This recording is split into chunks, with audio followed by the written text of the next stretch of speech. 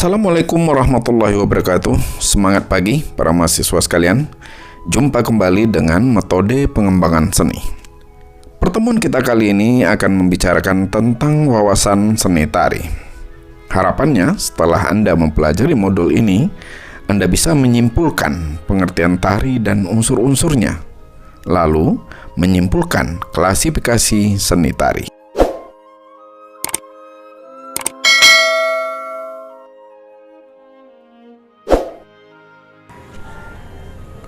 Untuk definisi tari, sudah banyak dikemukakan oleh para ahli, tapi pada intinya mereka berpendapat satu, bahwasanya medium utama tari adalah gerak. Dalam tari, gerak tubuh manusia dipakai sebagai sarana mengungkapkan gagasan, perasaan, dan pengalaman seniman kepada orang lain. Maka itu tidak mengherankan apabila dikatakan bahwa tari menjadi salah satu bahasa komunikasi seniman. Sebelum kita lanjutkan, berikut kita kutip dua pernyataan ahli tentang definisi tari. Mereka mengatakan sebagai berikut.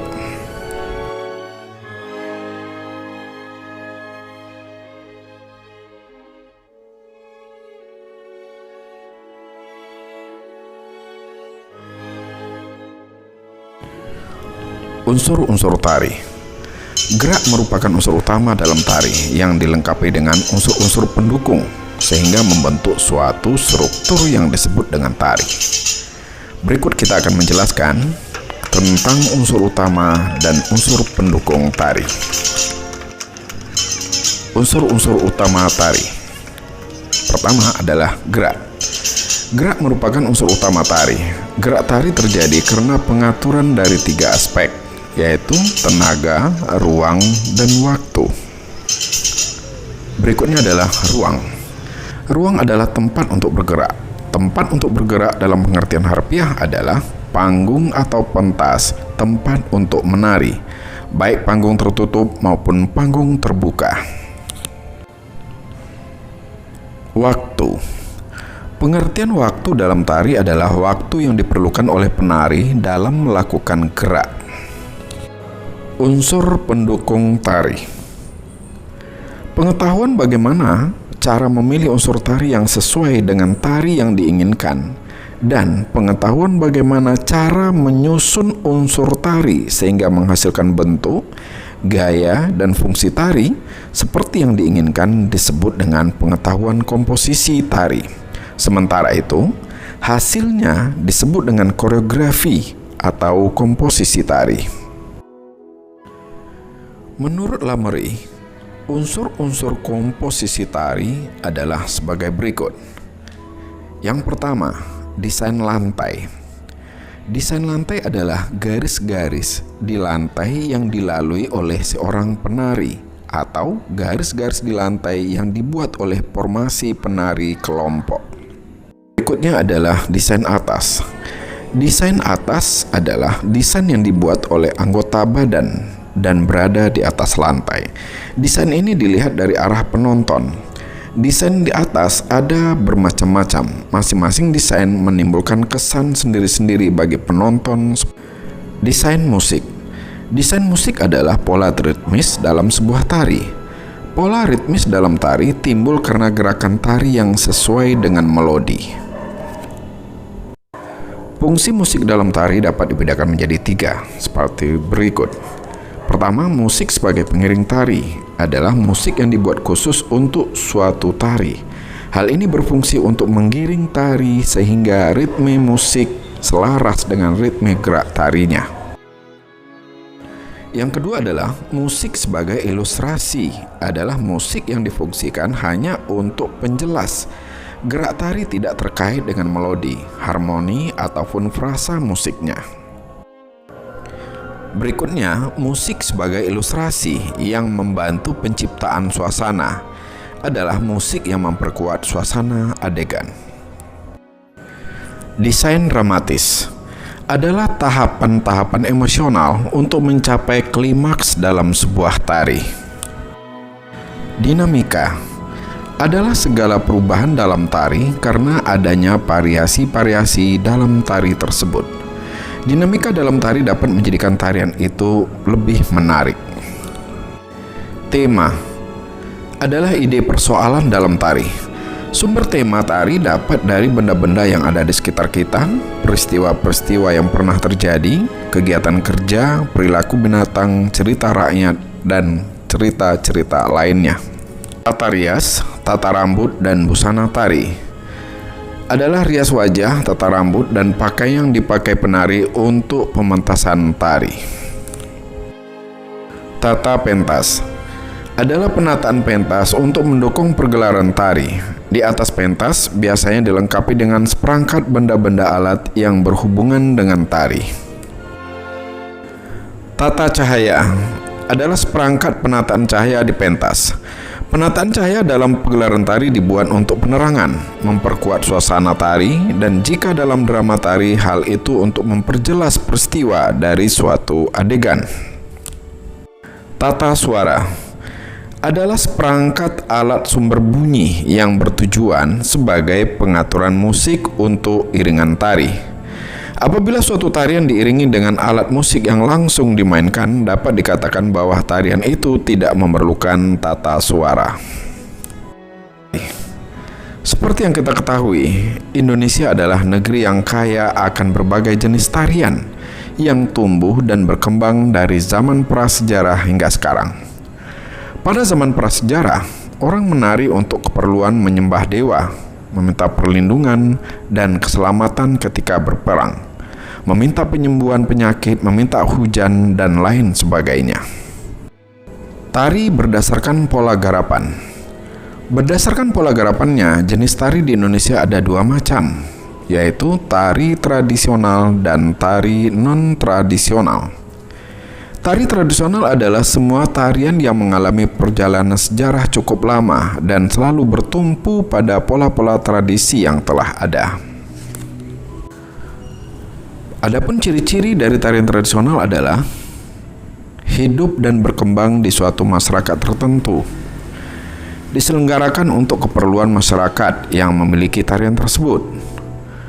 Pola gerak, rias, busana, perlengkapan tari, musik, pementasan mencerminkan ciri khas dari budaya dan adat masyarakat yang memiliki tarian itu.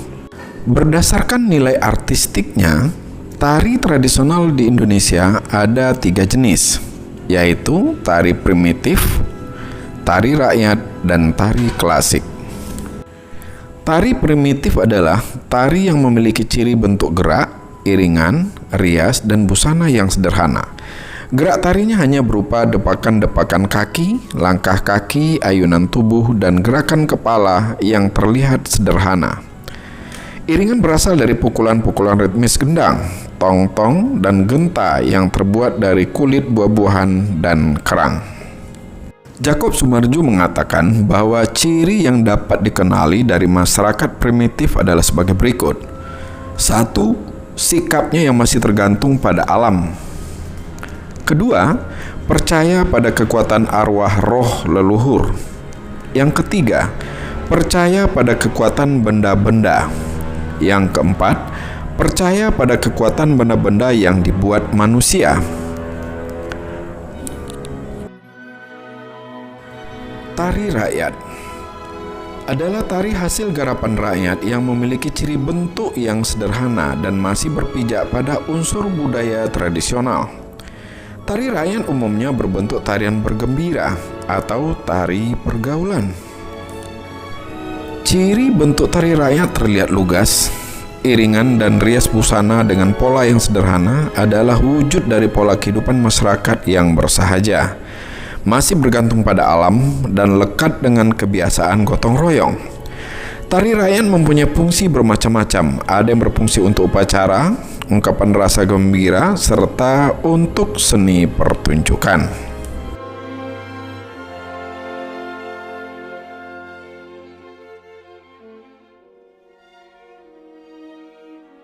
Klasik adalah tari yang semula tumbuh dan berkembang di istana dalam kalangan raja dan bangsawan, mencapai kristalisasi artistik yang tinggi dan telah menempuh perjalanan sejarah yang cukup panjang sehingga memiliki nilai tradisi.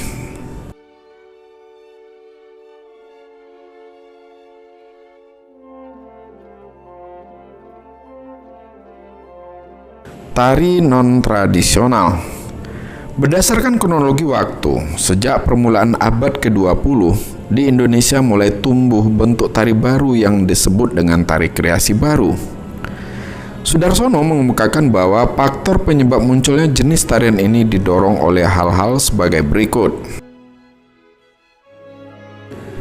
1. Keinginan untuk menjembatani antara istana dan rakyat, serta seni istana diupayakan dapat dinikmati dan dipelajari oleh rakyat. Keinginan untuk menciptakan seni yang tidak bercitra istana, tidak bercitra pedesaan, dan juga lokal. Yang ketiga adalah keinginan untuk menciptakan tari yang dapat ditonton oleh siapa saja, kapan saja, dan di mana saja. Tari kreasi baru adalah tari yang tidak menggunakan unsur dan pola tari tradisional. Hal ini meliputi tari modern, kontemporer, dan tari postmodern. Tari-tari tersebut tumbuh dan berkembang di era modern yang ciri masyarakatnya terbuka terhadap perubahan-perubahan, meyakini kemajuan, serta mengunggulkan sains dan teknologi. Tari modern bermula dari keinginan koreografer untuk menentukan pilihan sendiri, tidak terikat pada aturan-aturan, struktur, dan ide tari tradisional yang mengarah pada kreativitas setiap orang. Tari modern di Indonesia diawali dengan munculnya jenis tari yang disebut dengan tari kreasi baru. Dalam perkembangannya, kini tari modern di Indonesia telah menemukan bentuk dan gaya yang spesifik dan bercirikan hal sebagai berikut. 1. Mencerminkan situasi masyarakat yang dituangkan dalam bentuk yang sangat individual, sehingga ciri ataupun karakter personal koreografer sangat jelas terlihat dalam bentuk ataupun gaya tariannya. Yang kedua, sumber inspirasi dari kebudayaan global ataupun kebudayaan lokal. Tari modern merupakan cerminan kebebasan seniman untuk mengaktualisasikan dirinya dalam situasi sosial yang melingkupi. Istilah modern berasal dari kata modo yang berarti baru. Tarian ini di awal pembentukannya didasari oleh keinginan koreografer yang melepaskan pola-pola tari tradisional.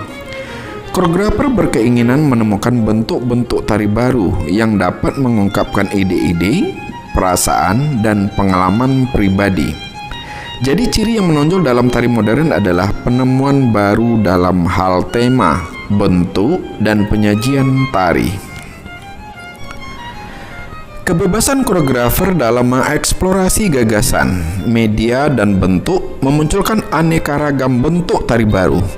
Tari yang tidak lagi berpijak pada pola-pola tari tradisional, mengutamakan kebebasan dalam pengungkapan dan menonjolkan gaya setiap koreografer disebut dengan tari modern.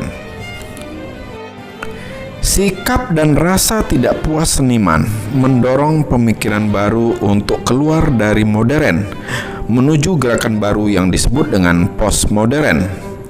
Hasilnya berupa tari postmodern.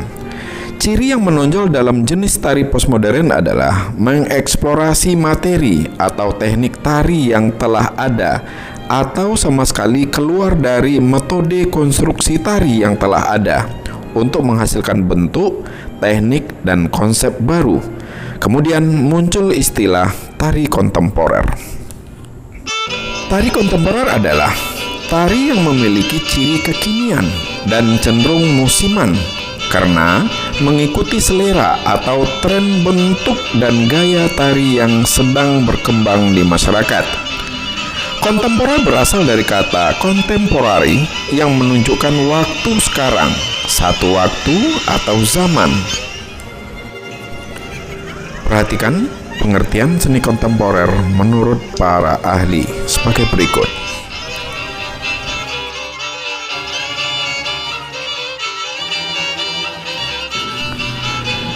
Perkembangan bentuk tari modern sekarang sangat luar biasa. Hasil karya mahasiswa dari pendidikan tinggi seni maupun menunjukkan keberagaman kreativitas yang bersumber dari kebebasan dalam mengekspresikan pengalaman, perasaan, pikiran, cita-cita, dan harapan melalui media tari yang menggunakan idiom-idiom tari lokal atau idiom-idiom global.